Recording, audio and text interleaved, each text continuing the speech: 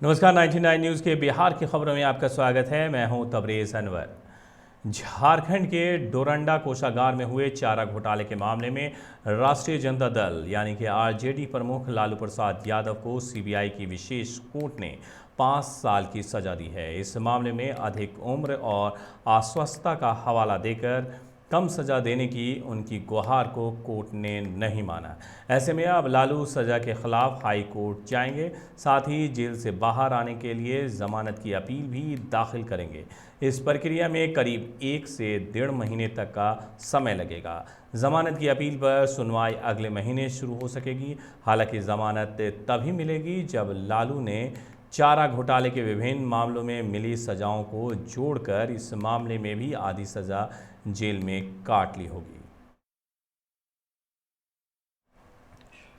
गोपालगंज न्यायालय के प्रधान मजिस्ट्रेट राकेश मणि तिवारी और सदस्य ममता श्रीवास्तव ने छेड़खानी के आरोपी एक किशोर को अनोखी सजा सुनाई है। उसे अपने गांव के निकट के मध्य विद्यालय में बच्चों को 3 माह तक पढ़ाना होगा। स्कूल के प्रधान अध्यापक को किशोर पर नज़र रखने का जिम्मा दिया गया है।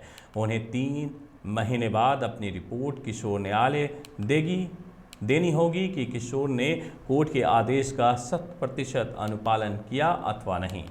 प्रधान अध्यापक की रिपोर्ट के आधार पर न्यायालय आगे की सुनवाई का रुख तय करेगा। बहरहाल इस किशोर को सुधरने का बड़ा मौका न्यायालय ने दिया है। बिहार में कोरोना के 34 नए संक्रमित मिले हैं। 38 में से 21 जिले अब ऐसे हैं जहां सोमवार को कोरोना का एक भी नया केस नहीं मिला है, जबकि दूसरी ओर सोमवार को राज्य में 2,27,000 लोगों को कोविड रोधी टीके दिए गए। स्वास्थ्य विभाग ने सोमवार को जारी रिपोर्ट में बताया है कि राज्य में रविवार और सोमवार के बीच 88,483 कोविड टेस्ट किए गए, जिसमें कुल 34 रिपोर्ट पॉजिटिव पाई गई। दूसरी ओर बीते 24 घंटे में पूर्व से संक्रमित रहे 131 लोग ठीक भी हुए हैं। राज्य में अब स्वास्थ्य दर 98.46% हो गई है। प्रदेश में वर्तमान में कोरोना के सक्रिय मामले घटकर 559 ही रह गए हैं।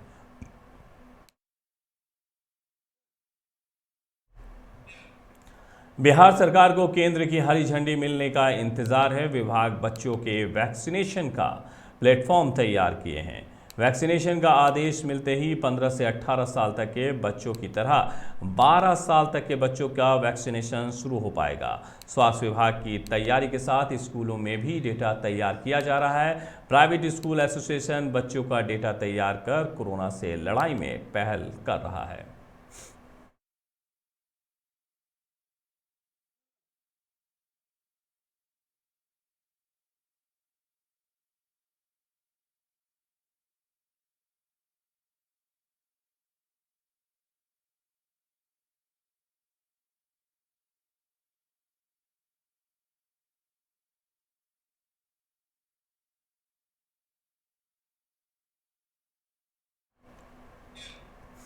पटना हाईकोर्ट ने राज्य में उत्पाद न्यायालयों की आधारभूत संरचना के संबंध में राज्य सरकार को हलफनामा के जरिए विस्तृत जानकारी मांगी है। न्यायाधीश राजन गुप्ता और न्यायाधीश मोहित कुमार शाह की खंडपीठ ने इस मामले में सुनवाई करते हुए राज्य के विभिन्न जिलों में उत्पाद न्यायालय के गठन में विलंब होने पर सवाल उठाते हुए कहा है कि यदि सीबीआई और श्रम न्यायालयों समेत अन्य कोर्ट के लिए अलग अलग भवन की व्यवस्था है तो उत्पाद न्यायालय के लिए अलग भवन की व्यवस्था क्यों नहीं की। महाधिवक्ता ललित किशोर ने राज्य सरकार का पक्ष रखते हुए कोर्ट को बताया कि राज्य के 74 उत्पाद न्यायालयों के लिए जजों की बहाली हो चुकी है। साथ साथ 666 सहायक कर्मचारियों की बहाली के लिए स्वीकृति दे दी गई है। राज्य सरकार ने इन उत्पाद न्यायालयों की आधारभूत संरचना बनाने के लिए लगातार कार्रवाई कर रही है। अगली सुनवाई 28 फरवरी को होगी।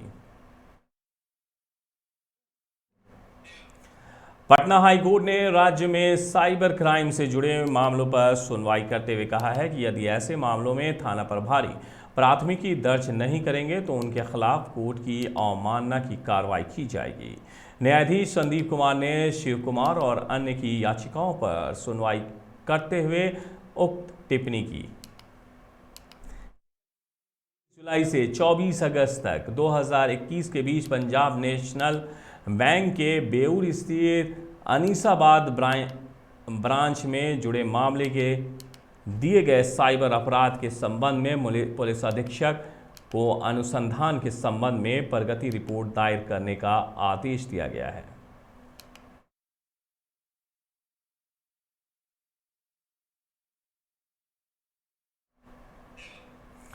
भागलपुर में इंटरनेट मीडिया पर वायरल एक वीडियो ने हड़कंप मचा दिया है। इसमें पुलिस का अमानवीय व्यवहार सामने आया है। राजद ने इस बहाने राज्य में कानून व्यवस्था को लेकर सवाल उठाए हैं। मामला सुपौल जिले का है, जहां सदर थाना के थानाध्यक्ष मनोज कुमार महतो और विनोद कुमार सिंह का एक वीडियो तेजी से इंटरनेट मीडिया पर वायरल हो रहा है। इसमें कहा जा रहा है कि 4 साल के एक बच्चे की मौत के बाद उसकी लाश का सौदा 40,000 रुपये में किया गया है। यह सौदा इन दोनों के सामने हुई। पटना समेत राज्य के प्रमुख शहरों में ऑटो की एक निश्चित संख्या तय की जाएगी। इसके लिए शहर के अलग अलग रूट पर यात्रियों के दबाव को देखते हुए ऑटो की संख्या निर्धारित की जाएगी। इस संख्या के आधार पर ऑटो को परमिट दिया जाएगा। शहर के हर रूट पर भी ऑटो की संख्या तय होगी। ऑटो की बढ़ती संख्या और जाम को देखते हुए परिवहन विभाग ने इस दिशा में काम शुरू कर दिया है। सूत्रों के अनुसार जल्द ही इसको लेकर शहरों में ऑटो का सर्वे शुरू किया जाएगा। सबसे पहले पटना में इसे लागू किया जाएगा। इसके बाद दूसरे चरण में मुजफ्फरपुर, भागलपुर और गया जैसे शहरों में इसे लागू किया जाएगा। राज्य के कई जिलों में ऑटो का रूट भी बदला जाएगा। सबसे पहले इसकी शुरुआत पटना से ही की जाएगी।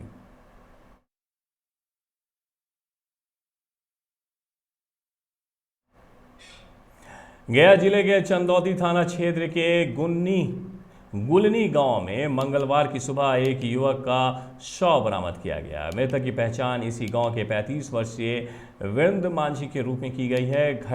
घटनास्थल को देखकर प्रतीत होता है कि सोमवार रात पीट कर उसकी हत्या कर दी गई होगी। मृतक के सिर पर पत्थर से मारे जाने के निशान भी दिख रहे हैं। पुलिस ग्रामीणों की सूचना पर शव बरामद कर पोस्टमार्टम के लिए भेज दी है। हत्या की इस घटना से सनसनी फैल गई। राजगीर बोधगया NH 82 पर निर्माणाधीन 4 लेन पर नवादा के नारदीगंज में नए बने पुल के नीचे आज सुबह एक युवक का शव बरामद किया गया है। अकौना गांव के समीप पड़ा शव करीब 22 वर्षीय युवक का है। घटना की सूचना मिलते ही लोगों की भीड़ जुट गई। शव की पहचान नहीं हो सकी है।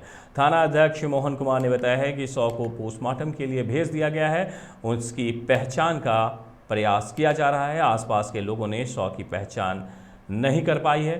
लोगों का कहना था कि संभवतः अन्यत्र हत्या कर शव को यहाँ फेंका गया है, यानी कि कहीं और हत्या कर शव को यहाँ फेंका गया है, क्योंकि इस मार्ग पर दिन रात गाड़ियों का आवागमन होता रहता है। ऐसे में पहचान छिपाने के उद्देश्य से कहीं और हत्या कर यहाँ ठिकाना लगाने का प्रयास किया गया।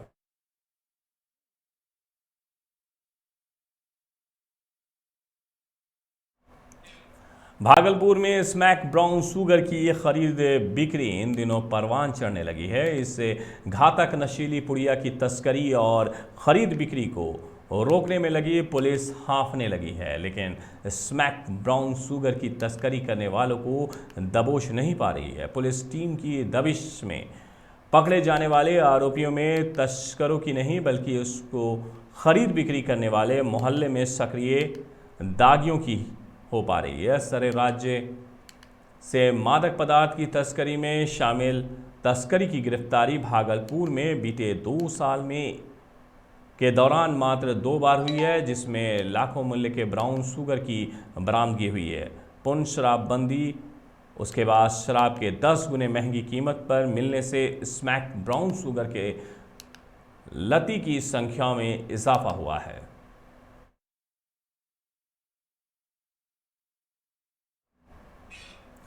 औरंगाबाद में छात्र रोशन उर्फ छोटू हत्याकांड में पुलिस की लापरवाही साफ दिखती है। पुलिस ने सूचना के बावजूद मामले में संवेदना नहीं दिखाई, जिस कारण ग्रामीणों का आक्रोश फूट पड़ा। ग्रामीणों ने औरंगाबाद पटना मुख्य पथ को जाम कर दिया है। रोशन के रिश्तेदार दाऊदनगर थाना क्षेत्र के उच्च कुंडी निवासी संजय कुमार ने बताया है कि जब 17 तारीख को लापता होने का आवेदन देने थाना गए तो डांट कर भगा दिया गया था। बाद में बड़ी पैरवी के बाद प्राथमिकी दर्ज की गई। ओबरा विधायक ऋषि कुमार ने पुलिस अधिकारियों को फोन किया, तब जाकर प्राथमिकी दर्ज हुई और उसका नकल दिया गया। 99 न्यूज़ के बिहार की खबरों में फिलहाल इतना ही। धनबाद और आसपास की बाकी खबरों के लिए बने रहिए 99 न्यूज़ के साथ। नमस्कार।